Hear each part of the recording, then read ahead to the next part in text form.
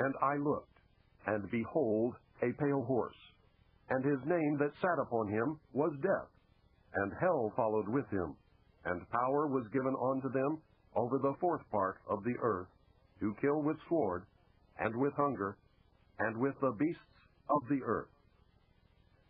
Book of Revelation, chapter 6, verse 8. There have been many related sequential coincidences all throughout my life, incidents that by themselves would have led nowhere. Statistically, the odds against the same or a related sequence of events happening to one individual are astronomically high. It is this series of incidents that have convinced me that God has had a hand in my life. I do not believe in fate. I do not believe in accidents. I cannot and will not accept the theory that long sequences of unrelated accidents determine world events.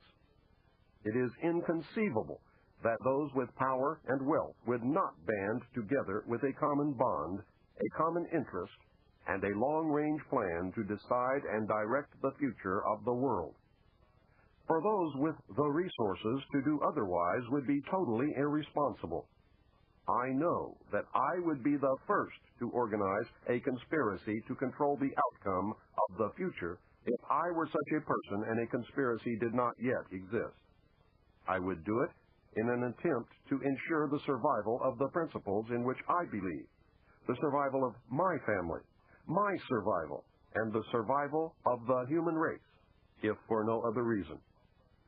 I believe, therefore, that a grand game of chess is being played on a level that we can barely imagine, and we are the pawns.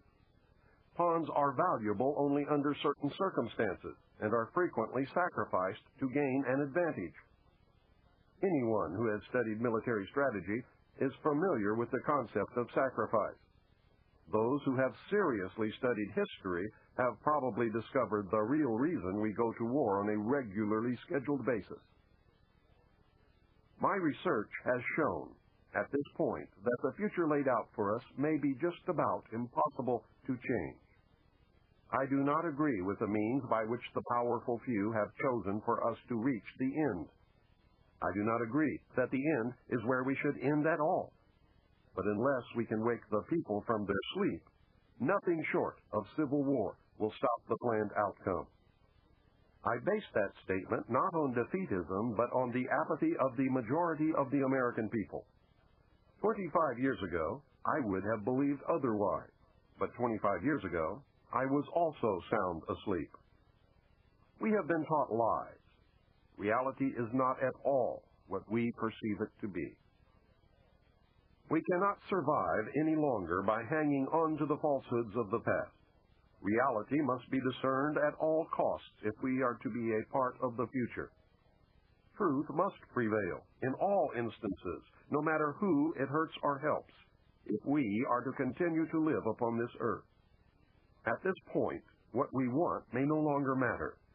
It is what we must do to ensure our survival that counts. The old way is in the certain process of destruction, and a new world order is beating down the door.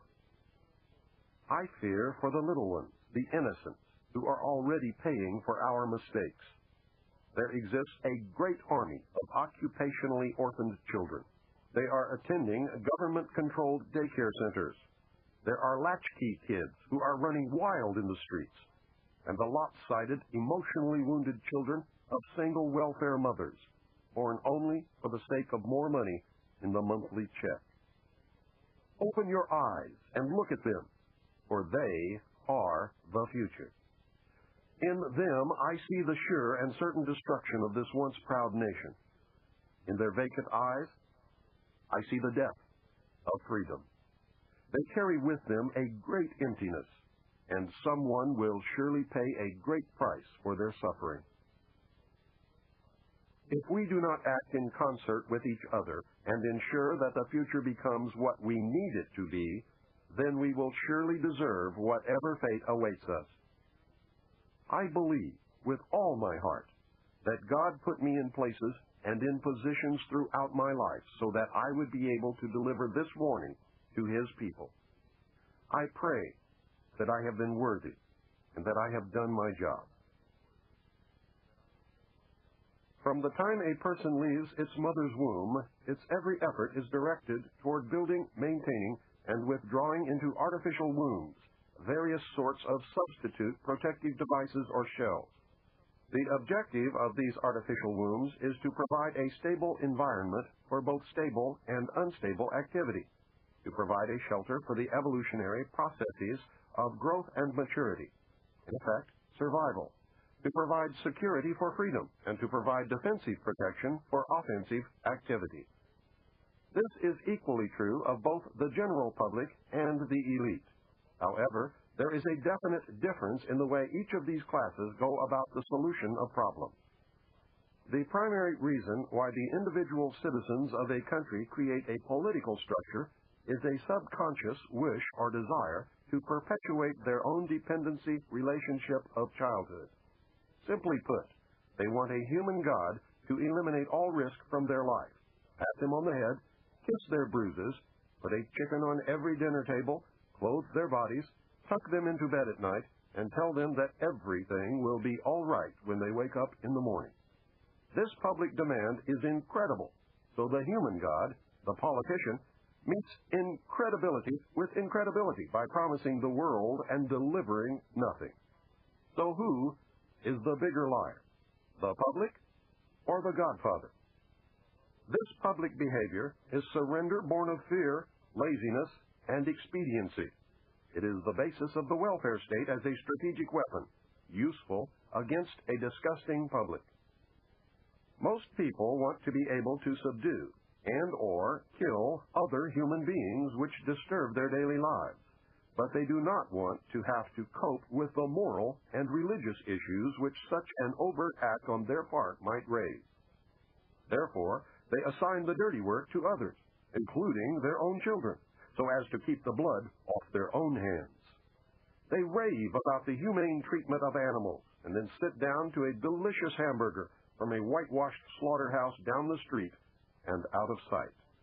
But even more hypocritical, they pay taxes to finance a professional association of hitmen, collectively called politicians, and then complain about corruption in government. Again, most people want to be free to do things, but they are afraid to fail. The fear of failure is manifested in irresponsibility, and especially in delegating those personal responsibilities to others where success is uncertain or carries possible or created liabilities which the person is not prepared to accept. They want authority, but they will not accept responsibility or liability, so they hire politicians to face reality for them. The people hire the politicians so that the people can, 1, obtain security without managing it, 2, obtain action without thinking about it, 3, inflict theft, injury, and death upon others without having to contemplate either life or death, 4, avoid responsibility for their own intentions, 5, obtain the benefits of reality and science without exerting themselves in the discipline of facing or learning either of these things. They give the politicians the power to create and manage a war machine to, 1, provide for the survival of the nation womb, 2, prevent encroachment of anything upon the nation womb, 3, destroy the enemy who threatens the nation womb, 4, destroy those citizens of their own country who do not conform for the sake of stability of the nation womb. Politicians hold many quasi-military jobs, the lowest being the police, which are soldiers, the attorneys, and the CPAs next, who are spies and saboteurs, and the judges who shout the orders and run the closed union military shop for whatever the market will bear. The generals are industrialists. The presidential level of commander-in-chief is shared by the international bankers. The people know that they have created this farce and financed it with their own taxes, but they would rather knuckle under than be the hypocrite. Thus, a nation becomes divided into 2 very distinct parts, a docile subnation and a political subnation. The political subnation remains attached to the docile subnation, tolerates it, and leaches its substance until it grows strong enough to detach itself and then devour its parent. Human beings are machines, levers which may be grasped and turned, and there is little real difference between automating a society and automating a shoe factory. Factor 1. As in every social system approach, stability is achieved only by understanding and accounting for human nature. A failure to do so can be, and usually is, disastrous. As in other human social schemes, one form or another of intimidation or incentive is essential to the success of the draft. Physical principles of action and reaction must be applied to both internal and external subsystems.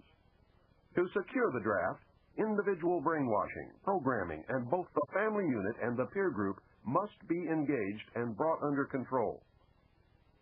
Factor 2. Father. The man of the household must be housebroken to ensure that Junior will grow up with the right social training and attitudes. The advertising media, etc., are engaged to see to it that father-to-be is compliant before or by the time he is married. He is taught that he either conforms to the social notch cut out for him, or his sex life will be hobbled, and his tender companionship will be zero. He is made to see that women demand security more than logical, principled, or honorable behavior. By the time his son must go to war, father, with jelly for a backbone, will slam a gun into Junior's hand before father will risk the censure of his peers or make a hypocrite of himself by crossing the investment he has in his own personal opinion or self-esteem. Junior will go to war, or father will be embarrassed. So Junior will go to war, the true purpose notwithstanding. Factor 3. Mother. The female element of human society is ruled by emotion first and logic second. In the battle between logic and imagination, imagination always wins. Fantasy prevails. Maternal instinct dominates, so that the child comes first and the future comes second. A woman with a newborn baby is too starry-eyed to see a wealthy man's cannon fodder or a cheap source of slave labor. A woman must, however, be conditioned to accept the transition to reality when it comes, or sooner. As the transition becomes more difficult to manage, the family unit must be carefully disintegrated, and state-controlled public education and state-operated child care centers must become more common and legally enforced so as to begin the detachment of the child from the mother and father at an earlier age. Inoculation of behavioral drugs can speed the transition for the child. Factor 4. Junior. The emotional pressure for self-preservation during the time of war and the self-serving attitude of the common herd that have an option to avoid the battlefield is all of the pressure finally necessary to propel Johnny off to war. Their quiet blackmailings of him are the threats: no sacrifice, no friends, no glory, no girlfriend. Factor 5. Sister. And what about Junior's sister? She is given all the good things of life by her father and taught to expect the same from her future husband regardless of the price. Factor 6. Cattle. Those who will not use their brains are no better off than those who have no brains. And so this mindless school of jellyfish, father, mother, son, and daughter, become useful beasts of burden or trainers of the same. So now you know. You can see every step that the elite have taken in their war to control this once great nation. You can see the steps that will be taken in the future. You can no longer pretend innocence. Your denial of the conspiracy will fall on deaf ears. This tape is part of the education that will give Americans the weapons needed in the coming months and years of hardship as the New World Order struggles to be born.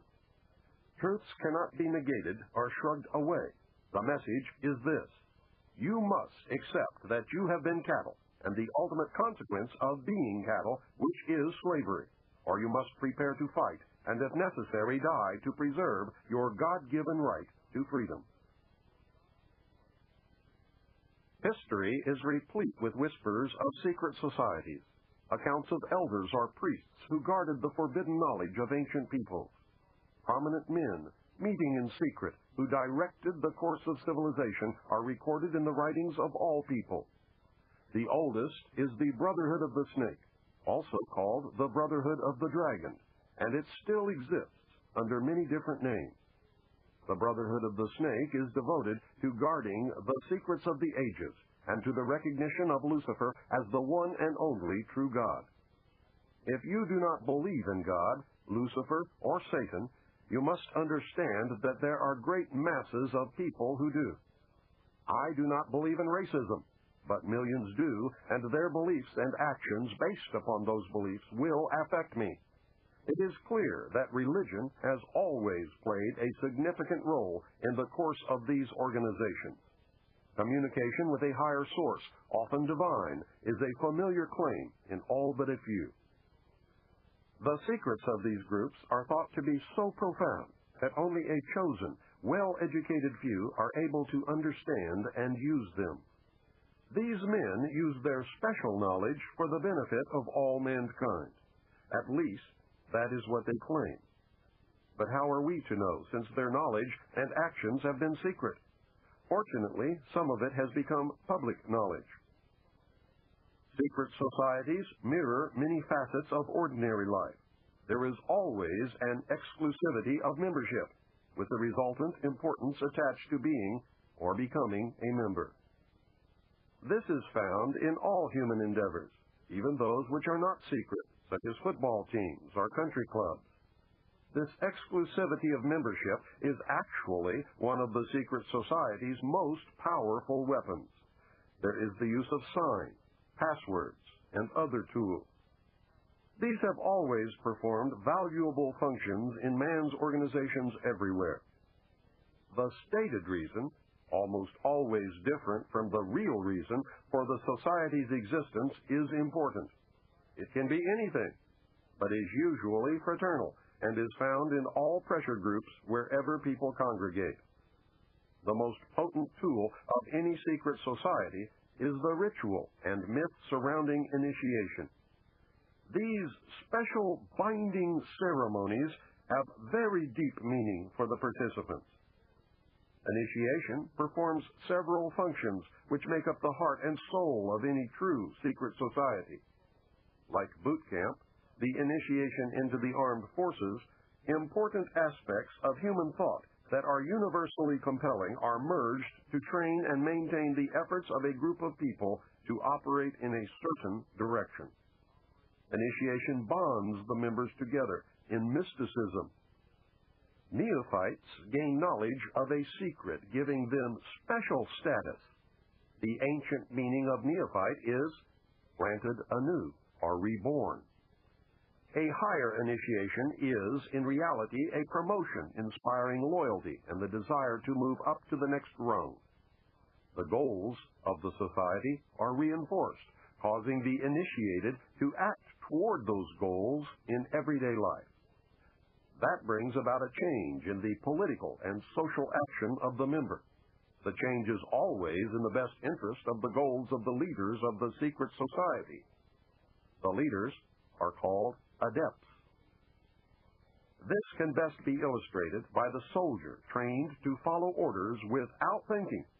The result is often the wounding or death of the soldier for the realization of the commander's goal, which may or may not be good for the overall community.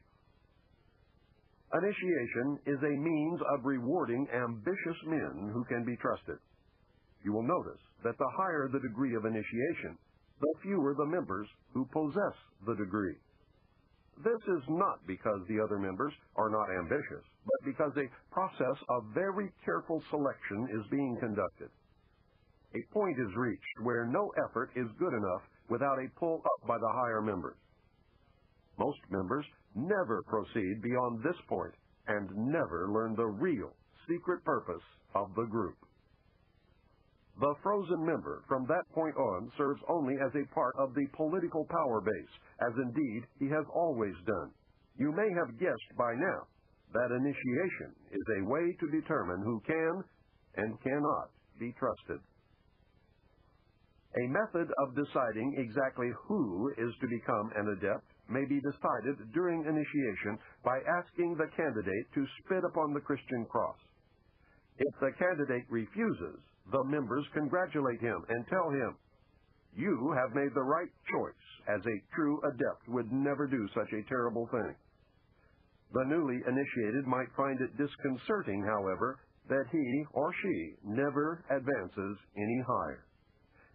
If instead the candidate spits upon the cross, he or she has demonstrated a knowledge of one of the mysteries and soon will find him or herself a candidate for the next higher level. The mystery is that religion is but a tool to control the masses. Knowledge or wisdom is their only God, through which man himself will become God. Man's desire to be one of the elect is something that no power on earth has been able to lessen, let alone destroy.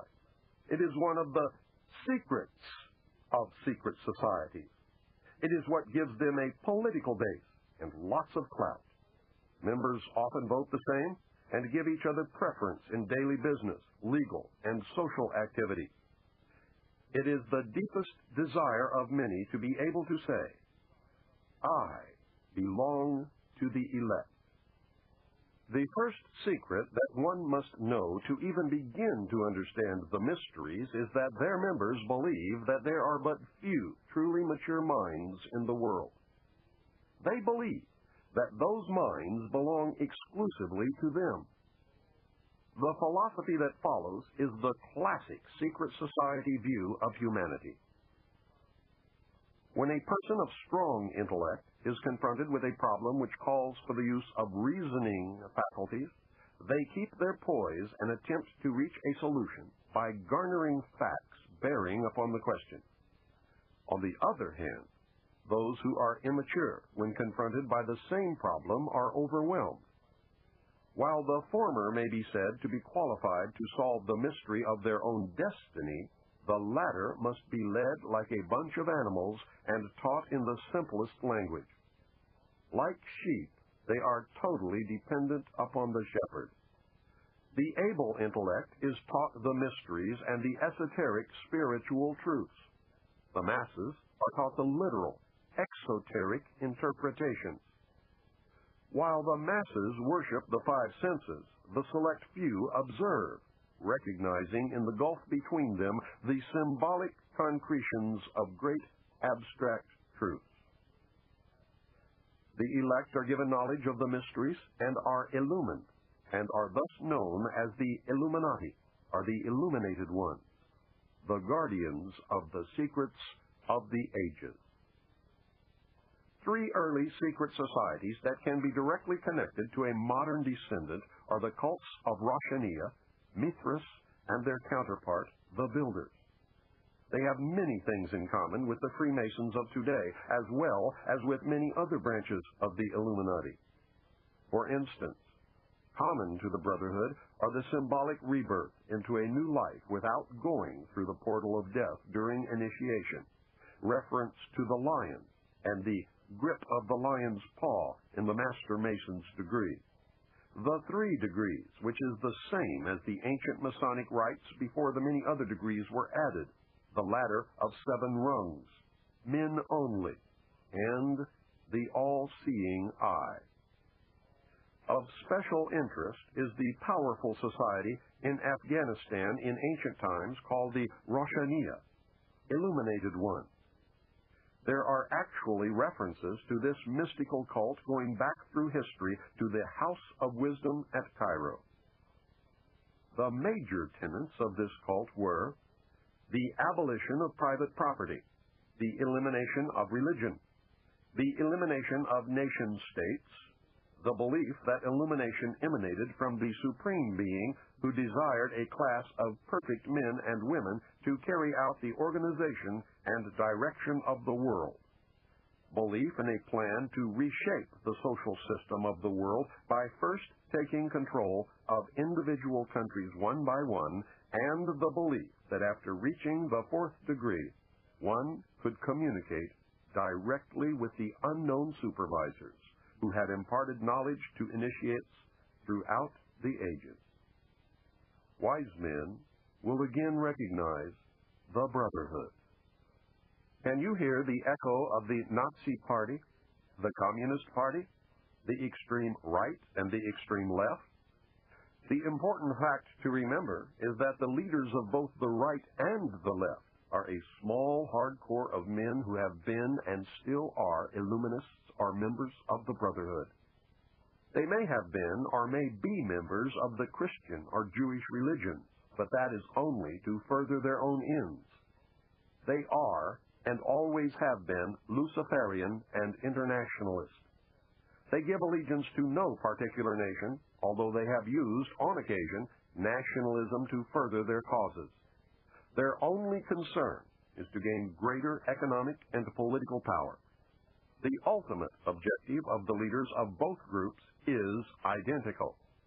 They are determined to win for themselves undisputed control of the wealth, natural resources, and manpower of the entire planet. They intend to turn the world into their conception of a Luciferian totalitarian socialist state. In the process, they will eliminate all Christians, Jews, and atheists. You have just learned one, but only one, of the great mysteries. I hope to show that most modern secret societies, and especially those that practice degrees of initiation, and that is the key, are really one society with one purpose.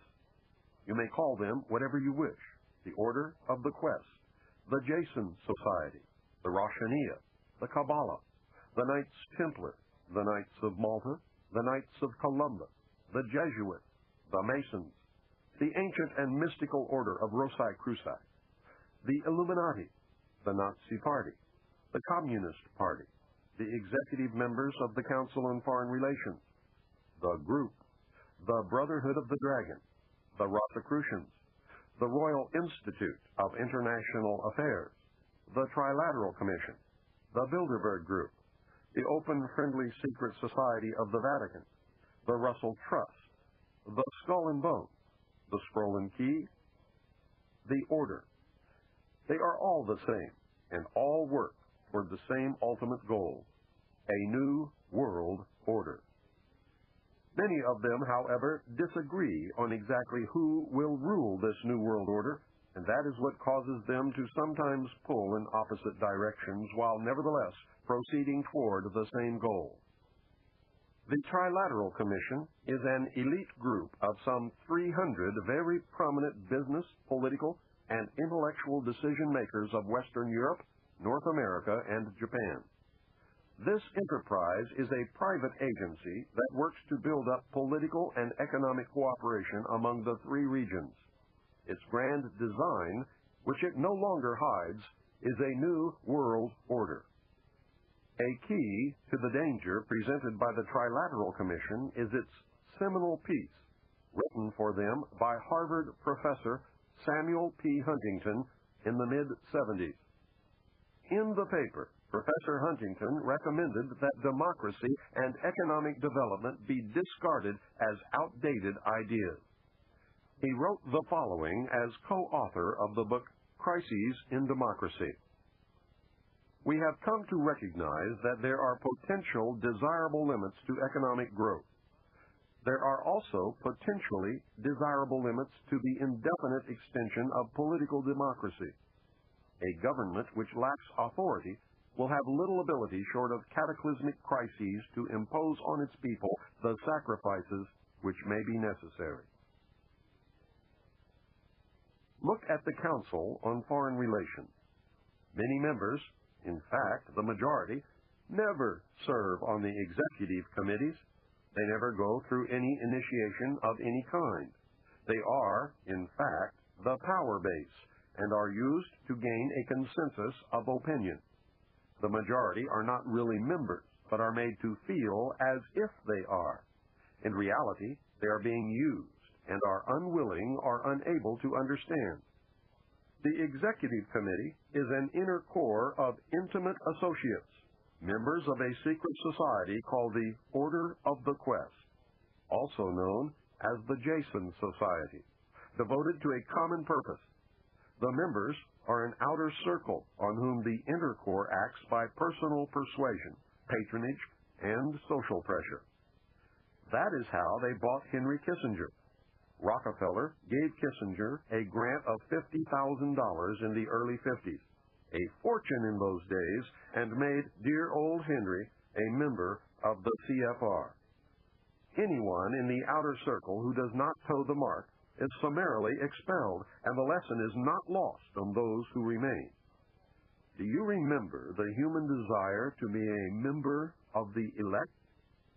That is the principle at work. The Council on Foreign Relations has been the foremost plank of America's foreign policy establishment for more than half a century.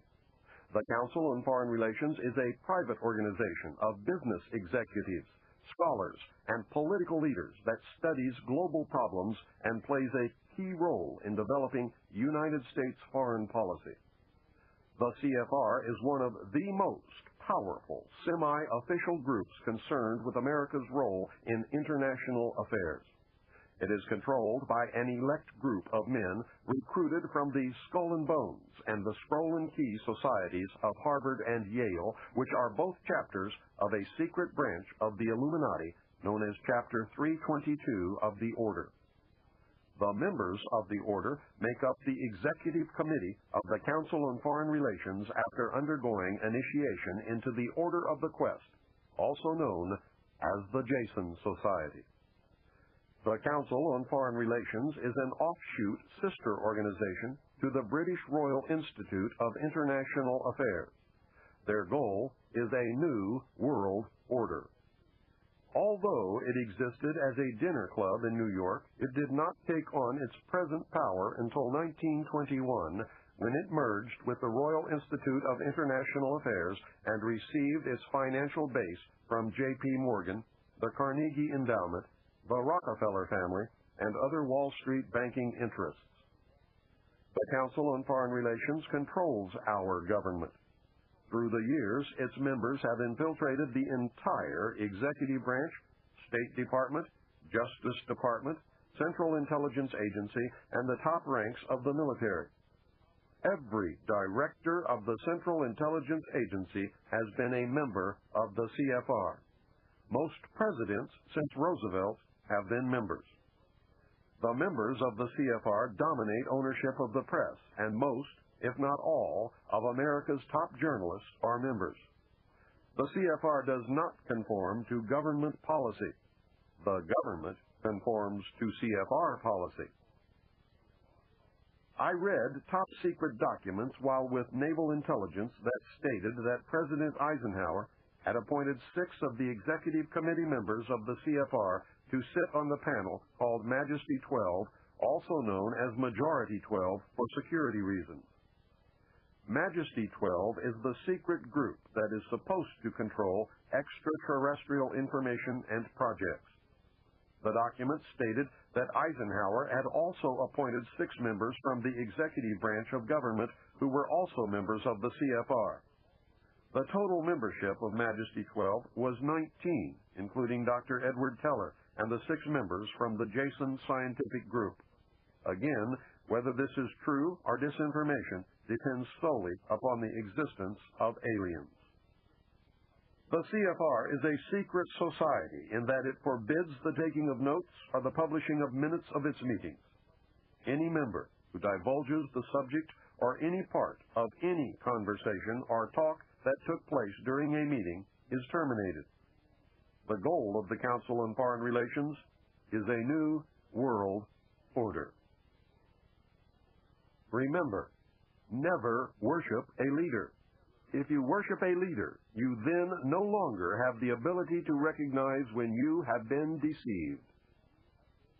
The most powerful secret organization in the world is the Bilderberg Group, organized in 1952 and named after the hotel where its first meeting took place in 1954. The man who organized the Bilderberg Group, Prince Bernhard of the Netherlands, has the power to veto the Vatican's choice of any pope it selects. Prince Bernhard has this veto power because his family, the Habsburgs, are descended from the Roman emperors. Prince Bernhard is the leader of the Black families. He claims descent from the house of David and thus can truly say that he is related to Jesus. Prince Bernhard, with the help of the CIA, brought the hidden ruling body of the Illuminati into public knowledge as the Bilderberg Group. This is the official alliance that makes up the world governing body. The core of the organization is 3 committees made up of 13 members each. Thus, the heart of the Bilderberg Group consists of 39 total members of the Illuminati. The 3 committees are made up exclusively of members of all the different secret groups that make up the Illuminati, the Freemasons, the Vatican, and the Black nobility. This committee works year-round in offices in Switzerland. It determines who is invited to the annual meeting and what policies and plans will be discussed. Ladies and gentlemen, the broadcast that you just heard is the first 45 minutes of the audio book, Behold a Pale Horse, by yours truly, William Cooper, read also by yours truly, William Cooper, under the Alternative Audio label.